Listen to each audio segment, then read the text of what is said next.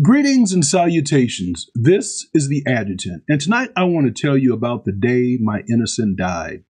Not my faith, not my soul, not even my compassion, but my innocence. There was a time in my life when I truly believed that if you worked hard, treated people fairly, lived with integrity, and genuinely tried to help people, that somehow the world would recognize that. I believed good intentions mattered. I believed honesty protected you. I believed that if you carried yourself with dignity, the system would eventually see you clearly. I no longer believe that innocence alone protects anybody. And that's the hardest part, is that I didn't learn that lesson from books. I learned it with my life. Tonight's story is not about revenge. It's not about bitterness. And it's not about attacking people. This is something much deeper than that. This is about what happens to a man when his identity collapses, when fear enters his spirit, when humiliation strips him emotionally bare, and when he discovers that innocence and integrity are not guarantees of safety. But it's also about survival, faith, discernment, wisdom, and rebuilding yourself without allowing suffering to poison your soul. Because I learned something during that season of my life. The world can take your innocence without taking your soul. And once I understood that, I finally began rebuilding the man I would eventually become. Now, to understand this story, you have to understand who I was before everything fell apart. Back in the early 2000s, I was a young black attorney trying to build something meaningful. And I was hungry, not greedy, hungry.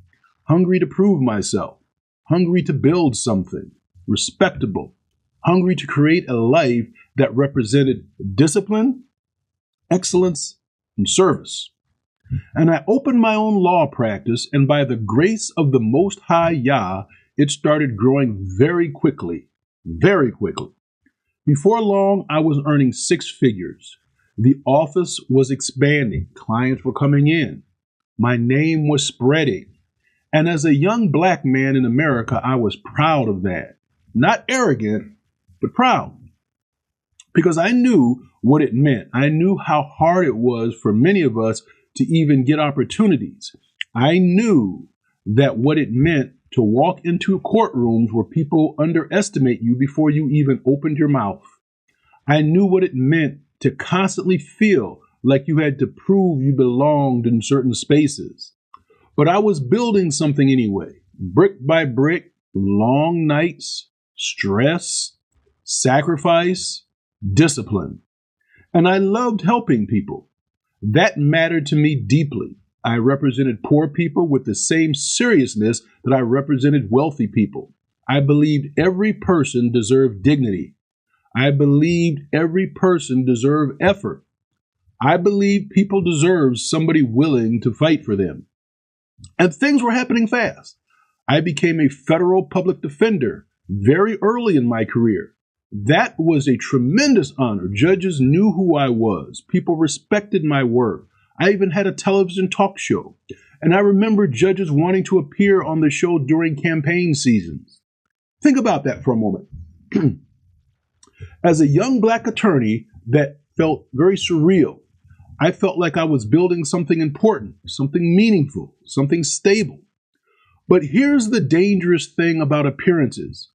People often see the success while completely missing the suffering underneath it. Because while everything looked successful publicly, privately, I was struggling emotionally in ways very few people understood. I was in a painful marriage, and emotional pain is strange because many times nobody sees it. There are no visible bruises, no dramatic scenes, no public announcements, just quiet suffering. I remember driving myself to the emergency room one time because I was so sick and realizing how emotionally alone I actually was. That feeling stays with you. I remember migraine headaches from stress, going to work carrying emotional exhaustion nobody could see, smiling publicly while privately deteriorating emotionally. And one of the loneliest feelings in the world is being publicly admired while privately falling apart. Even during military deployment, I remember feeling emotionally isolated. Imagine that. Surrounded by people, yet emotionally alone. Now, I want to pause here for a second because this part matters. Sometimes people think collapse begins with one giant moment, but many times collapse starts quietly, emotionally, mentally, spiritually, long before the public explosion ever happens. And eventually the moment came that changed my life forever. A client accused me of stealing money, and I cannot fully explain to you the fear that entered my body in that moment. It was immediate, instant, heavy, not because of the accusation itself, but because I immediately realized something terrifying. I realized innocence might not be enough.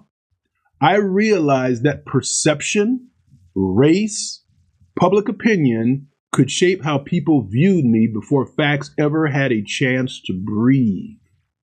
And as a black man, that realization hit differently, very differently. I remember feeling this overwhelming terror that nobody would believe me, that all these years of hard work, all the professionalism, all the helping people, all the sacrifice could collapse under suspicion. And within days, my law office was raided. Just like that, everything changed. That same office I had worked tirelessly to build suddenly felt like a crime scene. And there's a psychological effect that happens when your identity begins collapsing publicly. You stop feeling safe in your own life. You start questioning everybody, even yourself. The investigation stretched on for years. Years. And during all of this, I was deployed to the Iraq war zone. Now imagine the emotional weight of that. You're serving your country in a war zone while simultaneously carrying fear, uncertainty, humiliation, and psychological exhaustion back home. That kind of stress changes you. And then when I returned from my deployment, I thought maybe I could finally, just breathe. Maybe life would stabilize. Maybe the nightmare would calm down. Instead, I was arrested on an international fugitive warrant. I still remember the shock of it, the humiliation of it, the disbelief of it. I had just returned from serving my country, and now I was standing there in chains, shackles, humiliation, exposure. There's something psychologically devastating about being reduced publicly like that, especially when your entire life was built around dignity, professionalism, and service. And then solitary confinement. Now, let me tell you something. Solitary confinement does something to a human mind. Silence becomes loud. Fear becomes heavier. Time moves strangely. And you start confronting parts of yourself you didn't even know existed. I remember feeling psychologically shattered, not physically, psychologically, emotionally, spiritually exhausted. And one of the hardest part was uncertainty. Not knowing what comes next, not knowing how long this nightmare lasts, not knowing what people believe, not knowing what your future even looks like anymore. There were moments where I genuinely felt stripped bare emotionally, like life had dismantled my identity piece by piece. And eventually something inside me died. Not my faith, not my compassion, not my morality, my innocence. Because I realized something during that day, something during that season of life. Doing good does not guarantee protection. Integrity matters deeply, but integrity alone does not stop suffering. And I learned another difficult lesson. Goodness without discernment can become vulnerability. That lesson changed how I viewed everything: business, relationships, marriage, professional decisions, trust. I learned all money is not good money. I learned to be careful who I allowed into my life, personally and professionally. I learned strategic thinking matters during crisis. Emotion alone is not enough. Good intentions are not enough. Naivete is dangerous. And yet, despite everything, I never lost my faith in the Most High Yah. Now, don't misunderstand me. There were painful moments, confusing moments, moments where I felt broken emotionally.